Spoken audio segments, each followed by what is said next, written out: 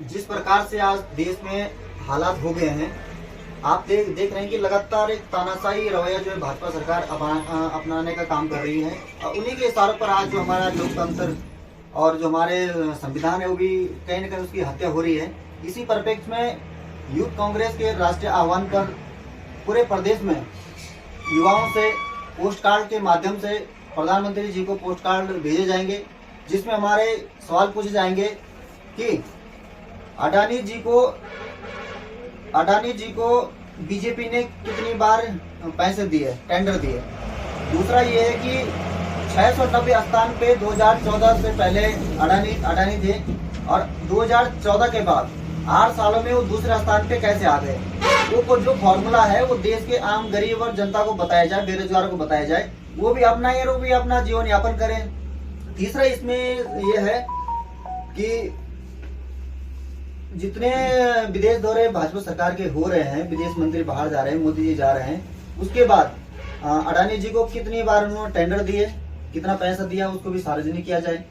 एक सबसे बड़ा मुद्दा जो देश में है, हर संगठन, हर लोग पूछ रहे हैं, कांग्रेस लगातार सड़कों पर पूछ रही है कि अडानी सेल में 2000 करोड़ रुपए, जो 20,000 करोड़ रुपए जो इन्वेस्ट किया गया है वो किसका है, वो बेनामी संपत्ति जो है वो किसकी है, उसको सार्वजनिक किया जाए।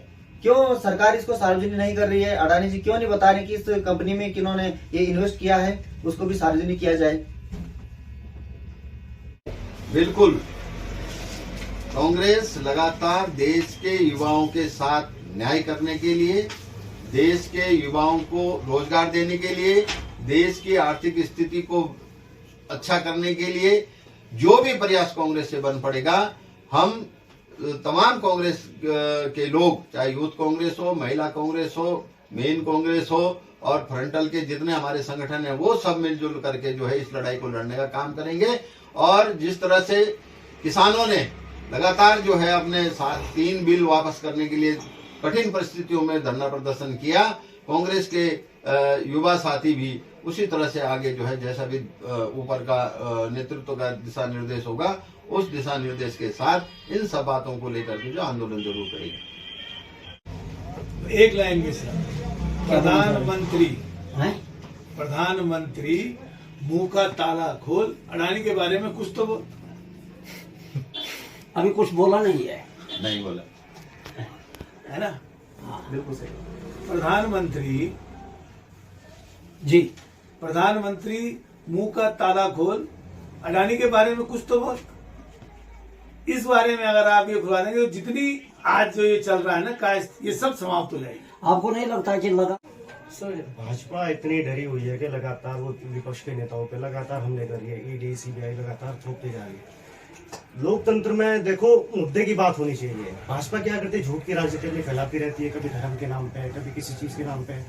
राहुल गांधी जी लगातार अपने मुद्दे उठा रहे थे, चाहे वो रोजगार हो, बेरोजगारी हो, लगातार वो सदन के अंदर मुद्दे उठा रहे थे। अडानी के जो कि जैसा बता रहे थे कि 20,000 2014 के बाद से, जब से भारतीय जनता पार्टी की सरकार जो है केंद्र में बनी है, ये लगातार जो है झूठे जुमलेबाजी कर करके लोगों को भ्रमित कर रही थी। और राहुल जी ने उस समय भी इनसे सवाल पूछे थे, 15 लाख के बारे में पूछा था, 2 करोड़ रोजगार के बारे में पूछा था, अन्य इस तरह के जो इनके जुमले थे। तो उस समय जब बहुत ज्यादा सवाल राहुल जी ने पूछे तो ये इनका जो है या तो लोकसभा के वक्तव्य से वो वक्तव्य राहुल जी घटाया गया।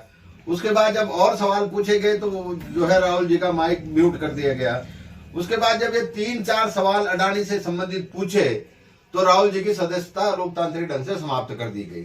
आज जो सवाल बेरोजगारों के थे, जो युवाओं के थे, जो महिलाओं के थे, जो देश के विकास के थे, उन सवालों के बाद जो अन्य सवाल अडानी से संबंधित थे जब वो पूछे गए तो इनको इतनी मिर्ची लगी। तो राहुल जी ने वही पूछा, भाई इतनी मिर्ची लगने का मतलब आपका कोई अंतरिम रिश्ता है?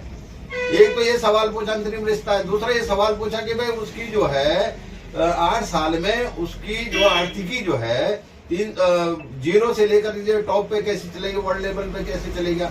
और जो अभी हिंडनबर्ग की रिपोर्ट में आया कि 20,000 करोड़ रुपए से अडानी का एक जो है नया जो कारोबार है वो चल रहा है, तो वो 20,000 करोड़ रुपए किसके हैं? और LIC का पैसा, SBI का पैसा, ये तमाम जो पैसे हैं, जब हिंडनबर्ग की रिपोर्ट आ गई थी, उन्होंने इस चीज को जब उजागर किया, उसके बाद जो है SBI और LIC का पैसा लगाया गया। तो इतना बड़ा रिस्क जो सरकार अडानी के लिए ले रही है, वो ये प्रश्नवाचक चिन्ह जो है खुद सरकार पर लग रहे हैं।